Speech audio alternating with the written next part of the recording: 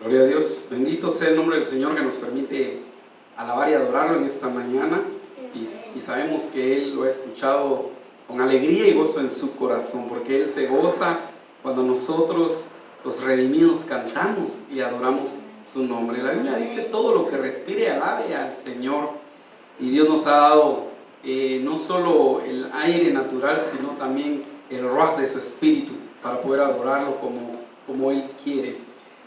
Quiero que en el nombre de Jesús cierre sus ojos. Vamos a orar siempre para la impartición de la palabra y pedirle al Señor que Él obre en nuestras vidas el día de hoy y salgamos edificados. Padre, en el nombre de Jesús bendecimos tu nombre, te damos gracias, amado Señor.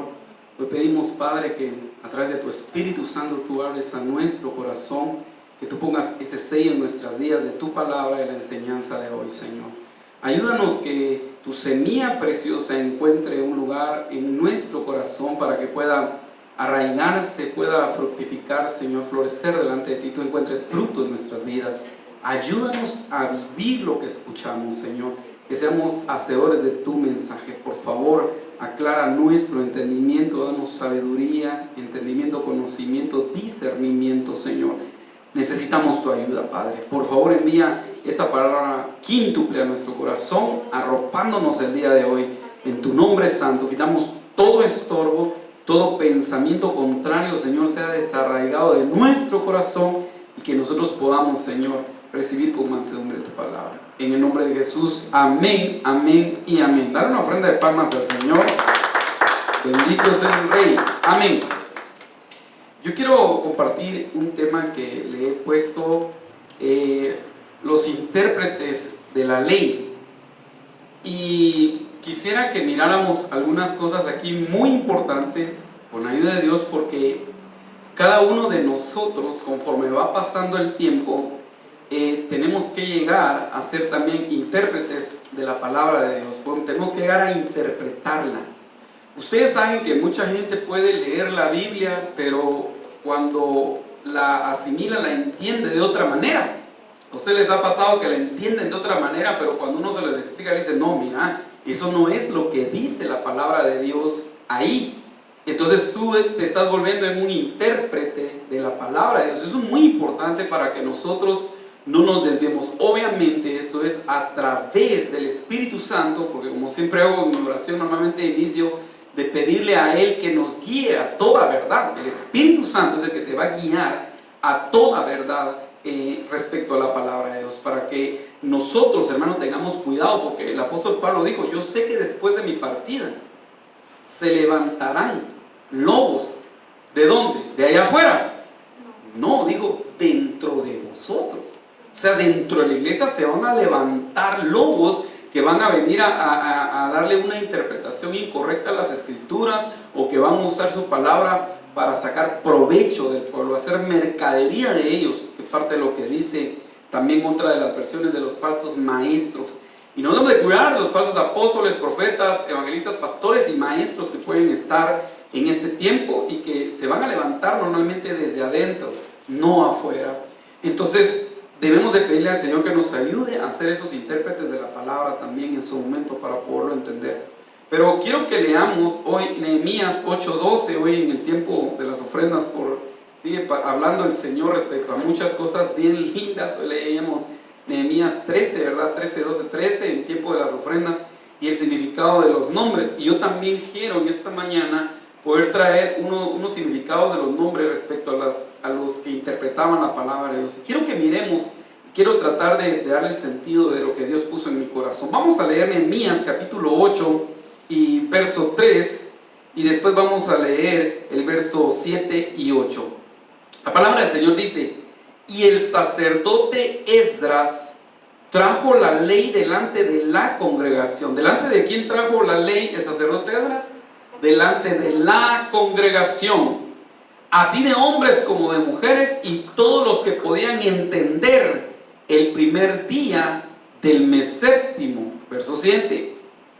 Y leyó en el libro delante de la plaza que está delante de la puerta de las aguas. Miren qué interesante, ¿en dónde leyó él la palabra? En aquella puerta donde estaba delante de las aguas, dice, en la plaza que está delante de la puerta de las aguas. desde el alba hasta el mediodía. Imagínense, desde el alba, desde el amanecer, desde que sale el sol hasta el mediodía, Esdras estuvo leyendo la palabra. Hermanos, aquí nos deja ver por lo menos algo en nuestras vidas. Hay un pasaje en la Biblia que no sé si está en Cantares o en Eclesiastés, pero dice: no te apresures a salir de la presencia del rey. Imagínense estar escuchando las escrituras, solo leyendo, desde que salió el sol hasta mediodía. Estar leyendo, escuchando y escuchando. Es lo que el sacerdote Esdras estuvo haciendo en la plaza que está delante de las aguas, porque la palabra de Dios es el agua que fluye, el agua viva, limpia y cristalina. Y dice: desde el alba hasta el mediodía, en presencia de hombres y mujeres y de todos los que podían entender. Y los oídos de todo el pueblo estaban atentos a la ley de Dios. ¿Cómo deben de estar nuestros oídos? Atentos al mensaje, a la palabra, a la ley de Dios. Poder estar atentos, porque de esa manera uno sale edificado, sale enriquecido, sale entendiendo lo que se quiso ministrar en el mensaje. Ahora vamos a leer el verso 7 y verso 8, que es donde quiero compartir este punto. En el verso 7, y dice, tú puedes leer todo el contexto, pero aquí dice precisamente: y los levitas, Yeshua, Bani, Serebías, Jamín, Acub, Sebatai, Odías, Maasías, Kelita, Azarías, Josabed, Hanán y Pelaía, ¿qué hacían ellos? Hacían entender al pueblo la ley, y el pueblo estaba atento en su lugar. Verso 8. Ellos leyeron el libro de la ley de Dios y explicaron parte por parte lo que significaba, para que todos pudieran entender. Miren el trabajo, el oficio que hacían estos hombres. E interesante, porque cuando ustedes cuentan, hay 13 nombres. 13. Y cuando nosotros miramos, normalmente asimilamos el número 13 con la rebelión. Entonces, como que estos hombres, estos intérpretes de la ley, estaban explicando parte por parte lo que significaba para que el pueblo entendiera. Yo lo veo también como una extirpación acerca de la rebelión, para quitar la rebelión y la desobediencia en el pueblo, como una administración de estos 13 hombres que estaban haciendo una función extraordinaria. Cuando ustedes miran este mismo pasaje, Nehemías 8:8, en la Biblia al día dice: ellos leían con claridad el libro de la ley de Dios y lo interpretaban de modo que se comprendiera su lectura. ¿Cuántos quieren fluir en eso? Amén. Que cuando tú leas, cuando tú tengas que compartir, lo explique de una manera que diga uno: ¡ay, le entendí! Yo hoy sí le entendí. ¿Por qué? Porque te has convertido en una persona que puede explicar la palabra, que puede darla a entender. Ahora bien, cuando yo veo esto, en esta mañana lo que quiero tal vez de trasladar es como esas unciones. No voy a leer los 13 porque son muchos, pero creo que trasladar como esas unciones. Es decir, aquí en este lugar está la palabra del Señor fluyendo a tu corazón, saliendo a tu vida. Y cuando tú empieces a entender y entender y entender, es porque hay una unción sobre tu vida. Hay una unción que te va a ayudar a poder entender cada una de estas cosas, para que en su momento tú también lo puedas explicar. Y yo le pido al Señor que esa unción sea derramada sobre tu vida y que tú te conviertas, que esas 13 características que hay en estos hombres las tengas tú en tu vida, para sacar toda rebelión de tu corazón o de aquellos que te puedan estar escuchando, y que tú en esta unción puedas también ser un intérprete de la palabra de Dios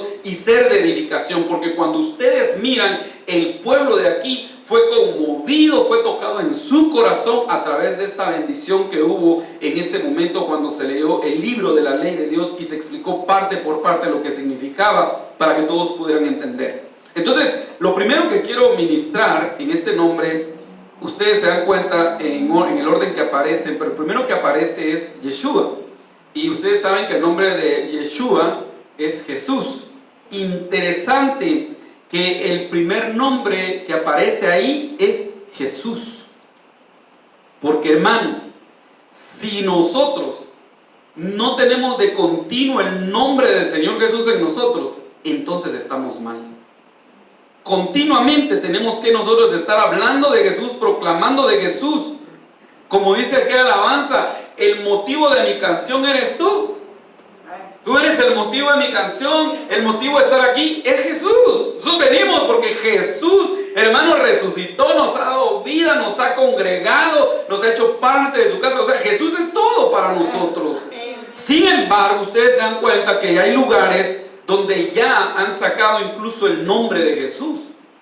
Que ya en alabanzas a veces ya no se toca el nombre de Jesús, porque si se habla de Jesús entonces ya es muy religioso. Y empezaron a sacar el nombre de Jesús en la vida de muchos. Cuando ustedes se dan cuenta, en Apocalipsis 3:20, ustedes pueden leer. Y dice Apocalipsis 3:20, escuchen pues: he aquí, yo estoy a la puerta y llamo. Si alguno oye mi voz y abre la puerta, ojo con esto, entraré en él y cenaré con él y él conmigo. Muchos de nosotros a veces utilizamos aquí Apocalipsis 3:20 para evangelizar, ¿sí o no? Le decimos a alguien: mira, el Señor está a la puerta tocando tu corazón. Y es cierto, porque Él quiere entrar a tu corazón, quiere cenar contigo, quiere que tú le conozcas. Y es un llamado al arrepentimiento normalmente al que no conoce a Dios. Y está bien, lo podemos usar para Él. Pero cuando ustedes miran el contexto, ¿a quién le está hablando Dios? ¿A los incrédulos o a los creyentes? Está hablando a la iglesia. Entonces, si le está hablando a la iglesia, le está diciendo: y aquí yo estoy a la puerta. Si abres, entraré. ¿En dónde tienen a Jesús? Afuera ya de la puerta. Y eso es lo que puede estar pasando ahorita en muchas congregaciones, en muchos lugares, en muchos corazones, donde ya sacaron a Jesús de su corazón. Donde ahora es más importante el privilegio, lo que hacemos, que Jesús mismo.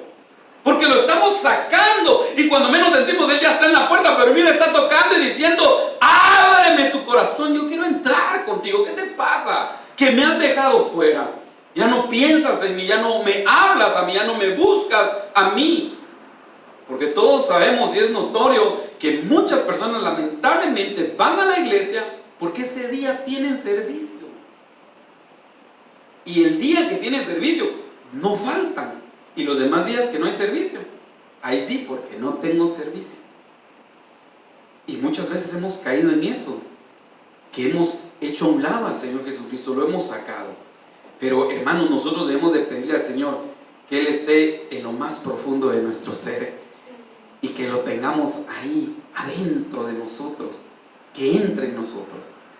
Pero vamos a ver algunas otras cosas, no solo la importancia que primeramente nos habla de Jesús, porque sin Jesús, hermano, no hay vida eterna, no hay nada. Sin Jesús no hay nada, no hay nada. Si quitamos a Jesús de nuestras vidas, somos los más desventurados en este mundo. Ustedes saben que el nombre de Jesús se llama, el nombre de Yeshua dice: Él salvará. Por eso el nombre de Jesús decía el Salvador. Él es el Salvador del mundo. Él salvará a su pueblo de sus pecados. Ahora bien, vamos a volver a Nehemías, pero ahora capítulo 3, verso 19. Y quiero que miremos algo muy importante. Jeremías 3:19 dice: junto a él restauró Ezer, hijo de Yeshua, gobernador de Mizpa, otro tramo frente a la subida de la armería de la esquina. Entonces lo que yo quiero resaltar es lo que está aquí en colores y subrayado. El nombre o el hombre, en este caso Yeshua, Jesús, él era gobernador ¿de dónde? De Mizpa. Entonces vamos a ver algunas cosas que sucedieron en Mizpa. Pueden ustedes ver tantas cosas, ahí pongan Mizpa y se van a dar cuenta que aparecen un montón de versículos para poder ver qué cosas han sucedido ahí y que sea una administración para nuestra vida. Pero nos habla que él tenía un gobierno, ¿en dónde? En Mizpa. ¿Cuántos quieren el gobierno del Cordero sobre sus vidas? Amén, no podemos vivir sin el gobierno del Señor, porque Él es nuestro Señor. Y luego dice: y Salvador. No es nuestro Salvador y Señor, no, nuestro Señor y nuestro Salvador. Debemos de reconocer su señorío, su divinidad, su grandeza.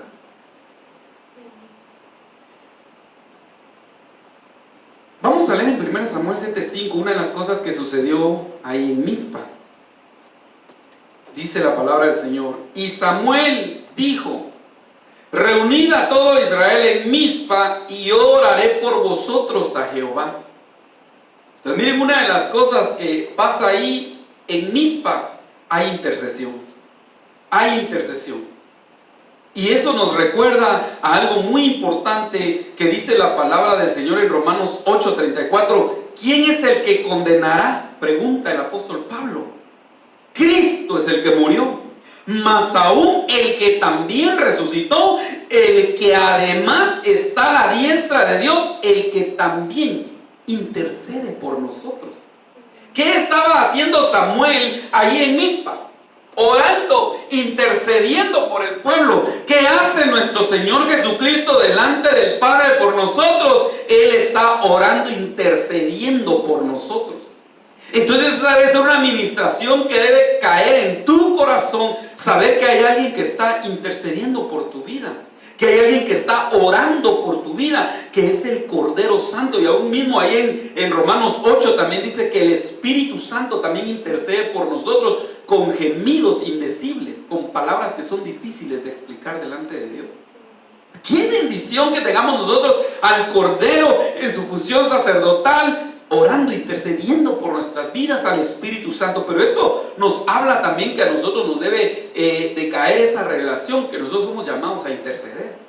Yeshua, el primer nombre, lo que te dice en esa administración es que hay alguien intercediendo por ti, pero tú también tienes que estar a la brecha intercediendo. Busqué, dijo el Señor, a un intercesor, a alguien que se pusiera a la brecha, y no encontré a ninguno.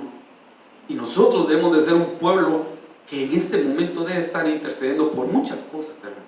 No dejemos de orar, no dejemos de clamar por todo lo que estamos viendo. Necesarias son las cosas, sí, porque su redención está cerca, pero nuestro deber es seguir orando, intercediendo. ¿Por qué? Porque hay alguien que está orando, intercediendo también por ti, que es nuestro Señor Jesucristo. Entonces ahí estaba Samuel reunido con todo Israel en Mizpa, y les dijo: yo voy a orar por ustedes. En el verso 6 dice: y se reunieron en Mizpa y sacaron agua. Miren qué interesante todo lo que hicieron en Mizpa. Sacaron agua. Nosotros sabemos, hermano, el ser humano no puede vivir sin agua. Si uno deja de beber agua por un par de días, hermano, se muere. Entonces no podemos dejar de beber del agua de la palabra de vida eterna, como la samaritana estaba allá en Juan capítulo 4 sacando de un agua natural, y él le dice que él le puede dar de beber del agua de vida eterna. Y él dice: dame de beber para que yo no venga a sacar esta agua. De esa agua no estaba hablando él, sino del agua que tiene el Señor para ti y para mí, y que podemos beber. Somos ovejas que necesitan ir al abrevadero a tomar agua fresca y viva. Y ahí se reunieron y sacaron agua y la derramaron delante de Jehová. Pero mire, dice: y ayunaron aquel día y dijeron ahí: contra Jehová hemos pecado. Y juzgó Samuel a los hijos de Israel en Mizpa. Entonces, cuando ustedes miran en este momento, ellos están ayunando. Y qué interesante, porque el ayuno, amados hermanos, es un tiempo de humillación delante de Dios. En el ayuno, cuando los israelitas o el pueblo de Dios en aquel tiempo ayunaba, ese era un tiempo de humillarse delante de Dios. El ayuno nos habla de que nos debemos nosotros, ¿de qué? De humillarnos. Es un tiempo de búsqueda, pero más que todo el ayuno normalmente iba acompañado de un tipo de ayuno con el arrepentimiento. Cuando ustedes miran en Jonás capítulo 3, dice la Biblia que cuando Jonás llegó a dar la noticia, capítulo 3 verso 2, de que Dios iba a destruir, ¿qué fue lo que hizo? ¿Qué hizo el rey? ¿Qué hicieron todos? Hasta los animalitos ayunaron. Y hubo un arrepentimiento.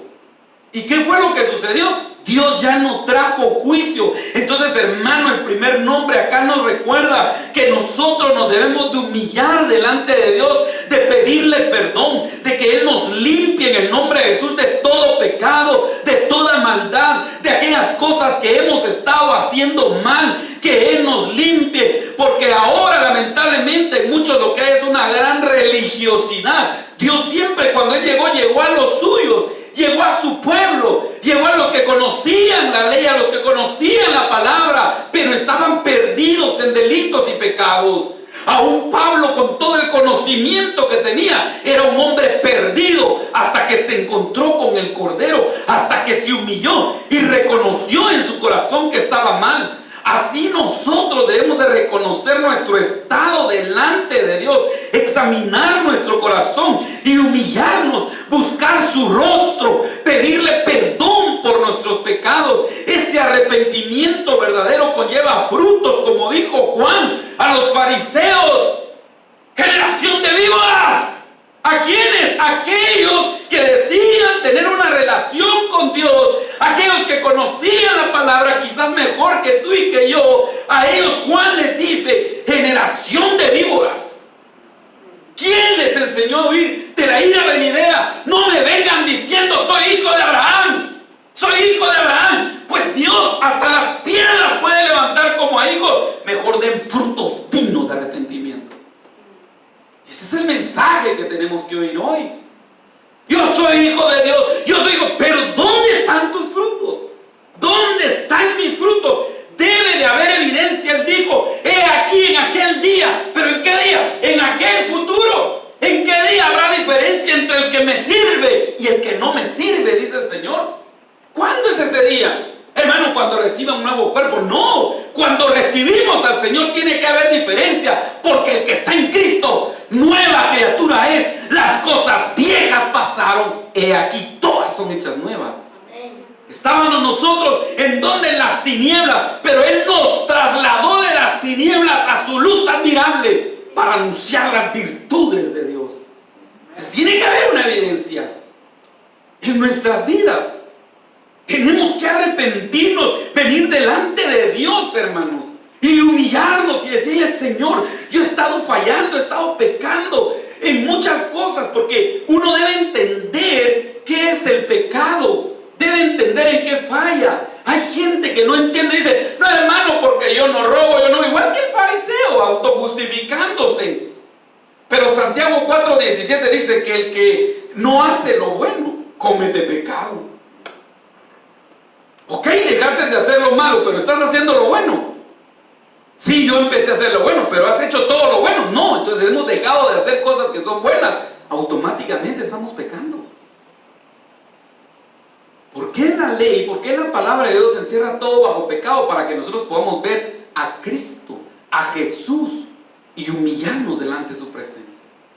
Entonces, este primer nombre nos recuerda que debemos de venir delante del Señor y ser sinceros en nuestro corazón, limpiar nuestro corazón, limpiar nuestra vida, humillarnos. Y saben que una de las cosas que significa ayuno, una de ellas es cubrir la boca. Qué tremendo, ¿va? Ahora pareciera como que el enemigo nos ha cubierto la boca, pero de otra manera, ¿va? ¿Pero qué significa cubrir la boca? Ayunar. Que no entre nada en nuestra boca. Y cuando solo miramos en una manera espiritual, las palabras es como un pan, ¿no? La palabra es un pan, es un alimento. Y mucha gente puede estar comiendo lo que otros hablan y de esa manera se contaminan y no tienen tapada su boca. Cuando andan en chismes, en quejas, en murmuraciones, hablando cosas que no deberían, ellos no tienen tapada su boca, ellos no están en ayuno. Nosotros debemos de aprender a tapar nuestra boca. Quiere decir esa palabra abstinencia. Debemos de abstener de decir cosas que no edifiquen, porque eso nos habla de tener un ayuno. Pero es una de las cosas de las cuales nos recuerda en este momento que debemos de buscar su voluntad. Nosotros miramos a una mujer llamada Ana en Lucas capítulo 2 verso 37 y dice que esta servía al Señor. Así dice, esta servía al Señor. ¿Y en qué cómo lo servía? En oración y ayuno. Una mujer de 80 años orando y ayunando y no se apartaba del templo desde que enviudó, y enviudó bien joven, pero ella empezó a buscar al Señor. Y miren, esa mujer que estaba orando y buscando al Señor vio al Mesías. Qué tremendo eso cuando uno se pone a analizar muchas cosas, porque cuando uno mira el sacerdote, dice que el sacerdote que estaba ahí, no el sumo sacerdote, sino uno de los sacerdotes, se recuerdan que el Espíritu Santo le había prometido que no iba a morir hasta que él iba a ver al Mesías. Y él lo mira. Pero Ana había recibido esa promesa, pero ella lo mira porque ella siempre estaba en ayuno y oración. Y ella mira, y luego ustedes leen, dice que ella donde quiera que iba les predicaba y les hablaba acerca de las cosas del niño, acerca de Jesús, de lo que había oído, de lo que había visto. ¿En dónde? En oración y ayuno. Entonces, hermano, que Dios nos ayude. Yo sé que hay muchos tipos de ayuno que ahora se explican, pero yo sigo creyendo que hay un ayuno de abstinencia todavía, porque cuando ustedes miran, dice, y estos ministrando al Señor en ayuno y oración, dijo el Espíritu Santo, apartadme a Pablo y a Bernabé para esta obra. Pablo estaba ayunando, Pablo estaba orando, buscando al Señor. En Nínive, Jonás 3:2, todos ayunaron y se arrepintieron. Entonces deben de haber tiempos de ayuno donde te propongas buscar la presencia del Señor. Y como dijo alguien, ayuno sin oración es aguantada de hambre. Y no creas que el ayuno es una huelga de hambre para que el Señor cumpla tus peticiones. No, es un tiempo de búsqueda. Es un tiempo de abstenerte de muchas cosas y de alimentarte del pan de vida eterna que es la palabra, para que tu hombre interior se fortalezca. Y como decía un hermano, lo escuché hace años diciendo él, yo creo que el ayuno es una herramienta para que tú ejerzas el dominio propio, porque si tú dices no a lo que te es permitido, vas a poder decir no a lo que no te es permitido, y puede venir un ejercitar en tu vida más del dominio propio. Pero es un tiempo más que todo de buscar a Dios. Tenemos que buscar a Dios con todo nuestro corazón, y que Dios nos ayude a encontrarnos con Él en Mizpa, donde es un lugar donde nosotros nos humillamos y buscamos su palabra y su presencia, un lugar, un tiempo de arrepentimiento. Nosotros sabemos que el arrepentimiento es un bautismo continuo, de seguir arrepintiéndonos, pero acuérdense que arrepentimiento y remordimiento es distinto. El que tiene un remordimiento le pide a Dios perdón, pero sigue haciendo lo mismo. Él solo tiene un remordimiento. Un arrepentimiento es aquel que pide perdón y deja eso a un lado porque se ha arrepentido. Lo que estaba haciendo lo deja de hacer. No quiere decir que en algún momento quizás no vaya a caer en ello, pero no es que lo venga haciendo, sino que lo dejó de hacer y de repente tropezó en ello, pero él lucha y vuelve a dejarlo de hacer. Ese es un arrepentimiento, dejarlo de hacer. Un remordimiento es: le pido a Dios perdón, pero no lo dejo de hacer, lo sigo haciendo. Ese es solo un remordimiento. Miren lo que pasó ahí en 1 Samuel 7:12. Dice: tomó luego Samuel una piedra y la puso entre Mizpa y Sen, y le puso por nombre Ebenezer, diciendo: hasta aquí nos ayudó Jehová. Cuando ustedes miran ahí, los israelitas le pidieron ayuda al Señor para pelear en contra de los filisteos y el Señor les dio la victoria. Después de lo que miran ahí, que proclamaron ayuno, pidieron perdón, el Señor les dio la victoria, y de ahí sale este nombre Ebenezer, que significa roca de ayuda. ¿Qué te recuerda a ti la roca? ¿Quién es tu roca? Cristo es la roca de tu salvación. Él es la roca, amado pueblo, que te ha ayudado. Tú y yo no estamos solos, tenemos una roca eterna, poderosa. Tenemos la piedra, la roca que desecharon los edificadores. Ha venido a ser una piedra preciosa y hermosa para ti. Hermanos, miren, yo no sé a cuántos de ustedes les ha caído el 20, pero a uno de hombre, pues de varón, cuando uno mira eso y se pone a analizar un poco, miren, por ejemplo, cuando nosotros miramos a Jesús, es Dios hecho hombre. Él es hombre, Él vino como hombre, ¿verdad? 100% en su naturaleza humana y su naturaleza divina. Él era un hombre, pero cuando ustedes miran, nosotros los hombres podemos decir: yo amo a Jesús. Y pronunciar, como dice aquella alabanza, qué hermoso es pronunciar tu nombre, Jesús. Y uno con toda libertad puede decir: Jesús, te amo. Uno de hombre, imagínense diciéndole de alguna manera a un hombre, pero sabemos que Él es Dios también.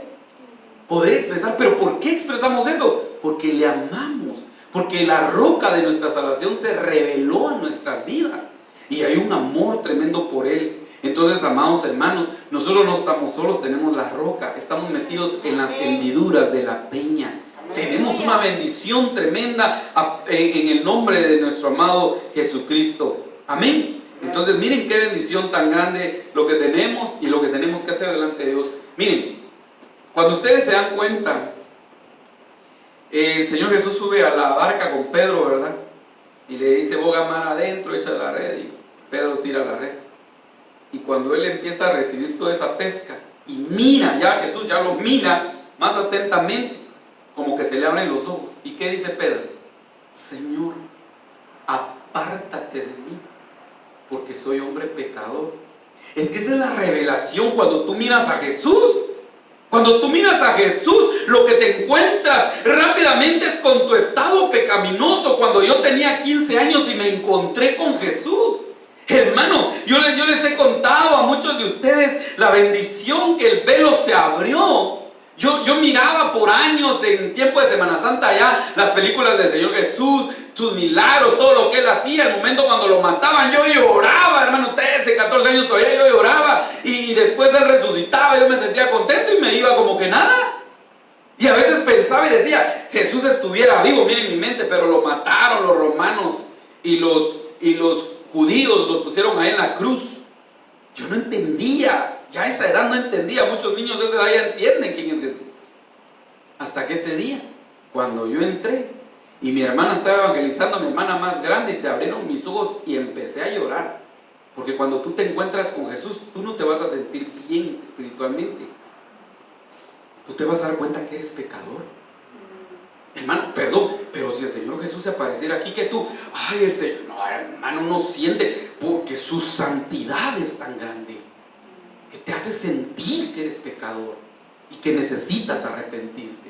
Entonces ese es el encuentro con Jesús, el verdadero arrepentimiento, el reconocer su santidad, su amor y su grandeza, pero también entender que Él es la roca de nuestra ayuda. Él nos está ayudando, Él te está ayudando. No te sientas solo, no te sientas sola. Él es la roca que te ayuda, Él está contigo. Y recuérdate que la Biblia dice, si Él está con nosotros, ¿quién contra nosotros? Voy a avanzar a otro, porque imagínense 13 nombres, no creo que me dé lugar para muchos, uno llevo apenas. Bani, el nombre de él en el hebreo 11:29, fíjense que lo que significa aquí es poner cimientos. Apareció ahí, ¿verdad? Ok, miren, el nombre de él es poner cimientos. Nos habla de edificar, de restaurar y de levantar. Eso es lo que tiene que decir en tu corazón algo bien importante, que en tu vida deben de haber cimientos. Debe de haber un cimiento, algo firme. ¿Qué pasa cuando el hombre sabio edifica su casa sobre la roca? Viene la lluvia, siempre va a venir. Seas sabio o seas necio, siempre la lluvia va a venir. El río va a crecer y va a pegar el viento fuerte y todo contra la casa. Pero la Biblia dice, la casa no va a caer. Porque está edificada en la roca, en Cristo Jesús. Entonces esto te habla de que tu vida debe estar edificada en Dios. ¿En dónde están puestos tus cimientos? Si tú estás edificando en la arena, cuando venga la lluvia, cuando vengan los fuertes vientos y los ríos, vas a caer porque tu vida no está edificada. Hermano, reprende todo lo que quieras, pero si tu casa está en la arena, la palabra de Dios dice que esa casa no va a permanecer. Pero si tu casa, si tu vida, tu familia la estás edificando en Cristo, amado hermano, aunque vengan momentos duros, momentos difíciles, tú vas a estar firme porque estás edificando tu vida en los cimientos preciosos que es Cristo Jesús, en su palabra y en su verdad. Ahí estás poniendo tu edificación. Entonces esta mañana el Señor te dice que edifiques sobre la roca, que edifiques sobre lo firme, que restaures, que te levantes en el nombre de Jesús, que venga una restauración para tu vida, una edificación, un levantar para seguir edificando. Porque esta palabra levantar no solo quiere decir alguien que está caído, que Dios lo hace, sino que cuando miran ustedes lo primero en una construcción ponen los cimientos, después empiezan a levantar. No es que esté caído, tirado, sino están construyendo y edificando sobre ese lugar, levantando. Nosotros debemos de ser levantados en esa edificación que Dios está haciendo espiritual, como el apóstol Pedro dice que tú y yo somos piedras vivas, que estamos edificando un templo espiritual para con Dios. Entonces Bani te recuerda de la importancia de poner cimientos y de buscar lo que edifica. Cuando ustedes se dan cuenta, hay muchas cosas que edifican. 1 Corintios 14:3, pero el que profetiza habla a los hombres para edificación, exhortación y consolación. ¿Qué edifica entonces? La profecía. La profecía es edificante para el pueblo. Y sobre todo la profecía escrita, que esa es la más segura, la cual hacéis bien en estar atentos, como dice el apóstol Pedro, como una lámpara encendida hasta que el lucero de la mañana aparezca. Entonces debemos de edificarnos. 1 Corintios 8:1, en cuanto a los sacrificios a los ídolos, sabemos que todos tenemos conocimiento. El conocimiento envanece, pero el amor edifica. 1 Corintios 8:1. ¿Qué edifica? El amor. ¿Qué edifica? Las profecías. Edifica el amor. ¿Quieres tú ser edificado en tu vida? Llénate del amor de Dios. Eso te va a edificar a ti.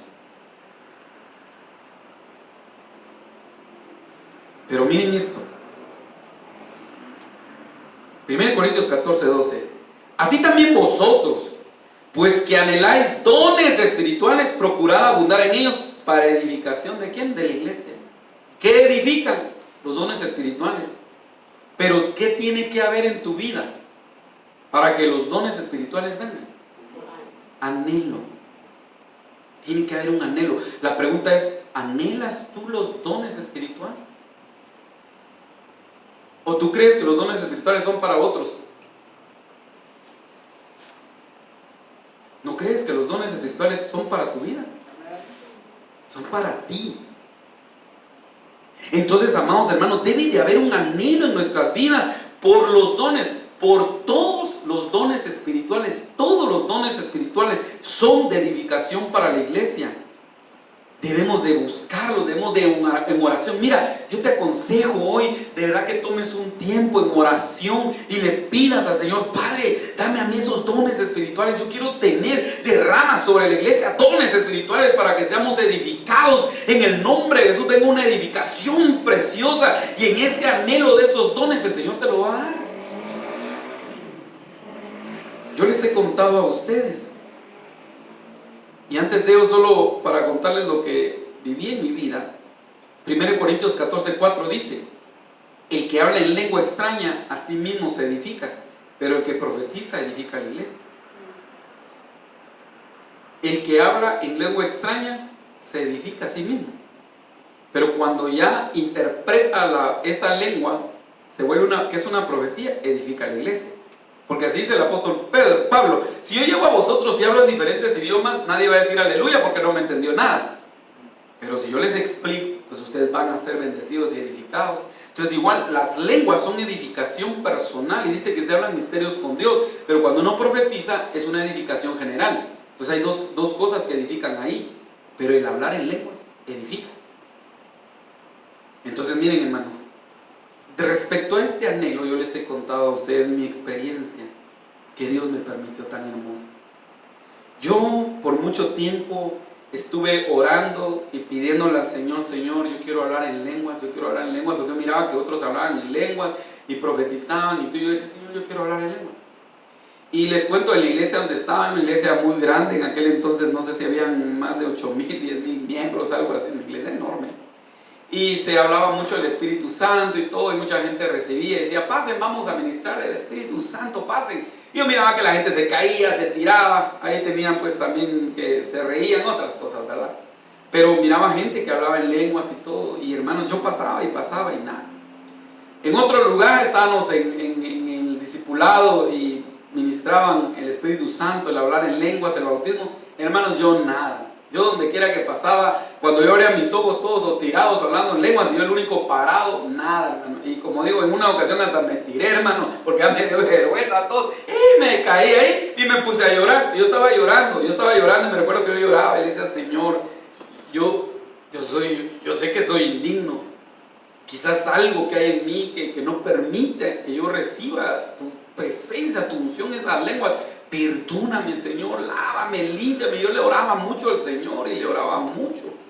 Entonces luego tuvimos una reunión y fue bien interesante esa noche, porque tenemos una reunión de varones y yo entré a la habitación de mi esposa, ya estaba por salir, y me recuerdo que ese día le dije: mira, amor, te amo, que el Señor te bendiga, que guarde, que siempre esté. Y empecé a bendecirla, pero yo sentí que yo me estaba despidiendo. Yo dije, Señor, tal vez tú hoy me vas a llevar algo, tal vez pase, no sé. Yo siento que me voy a morir, dije yo, ¿qué va a pasar?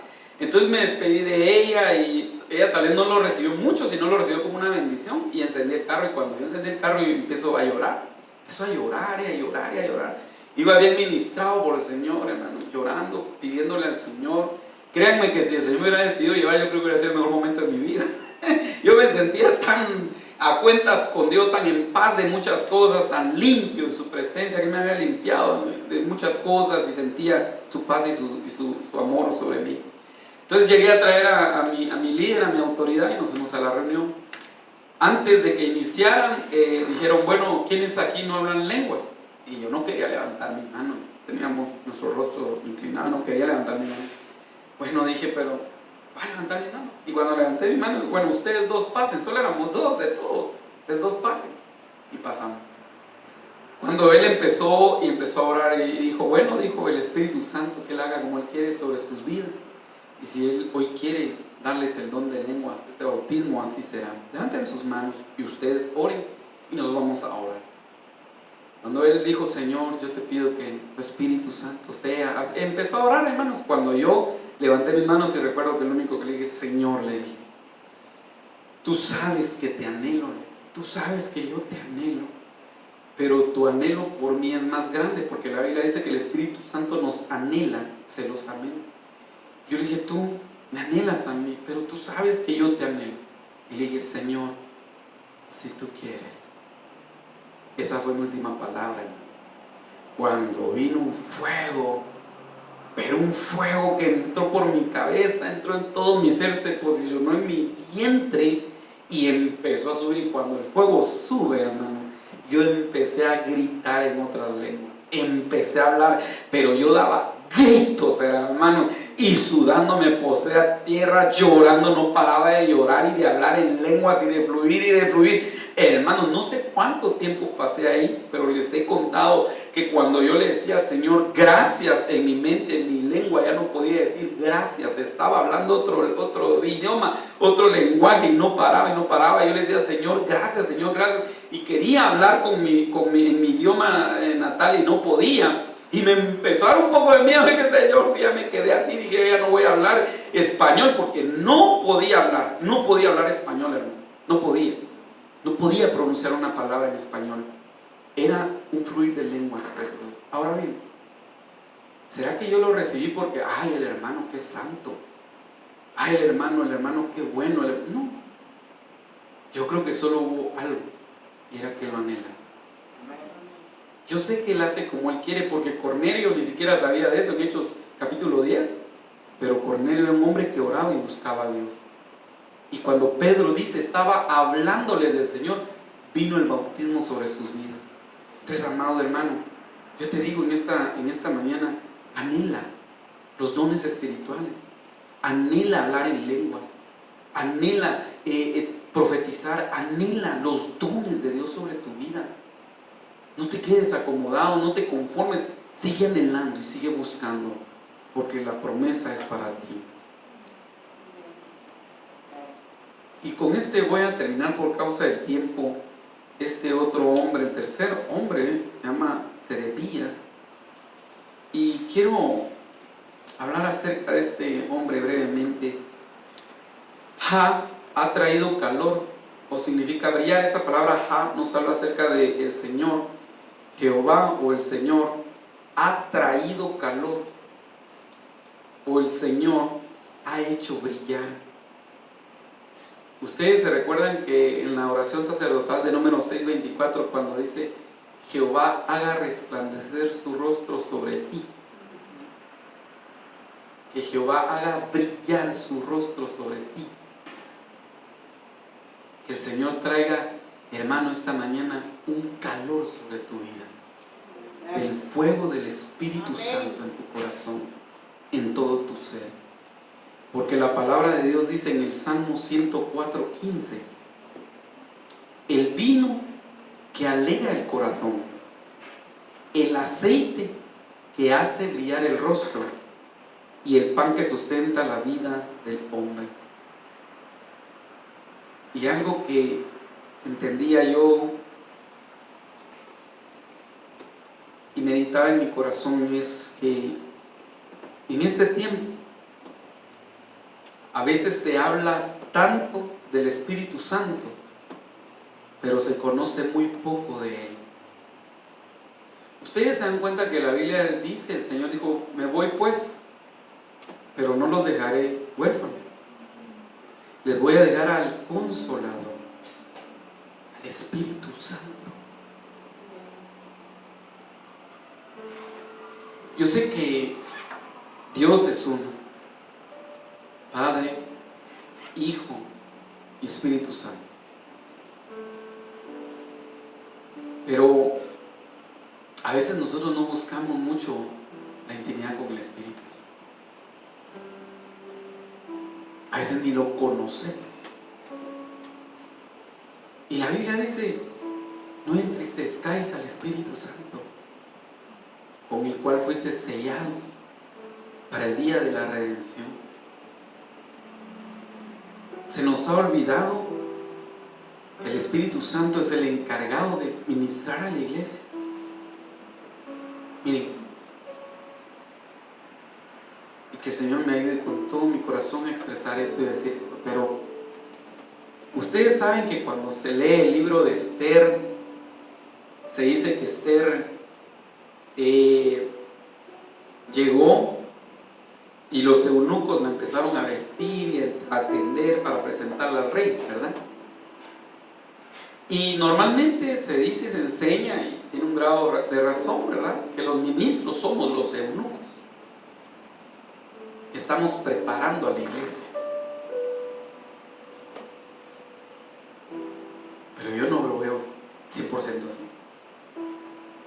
Yo veo que es el Espíritu Santo en la vida de los ministros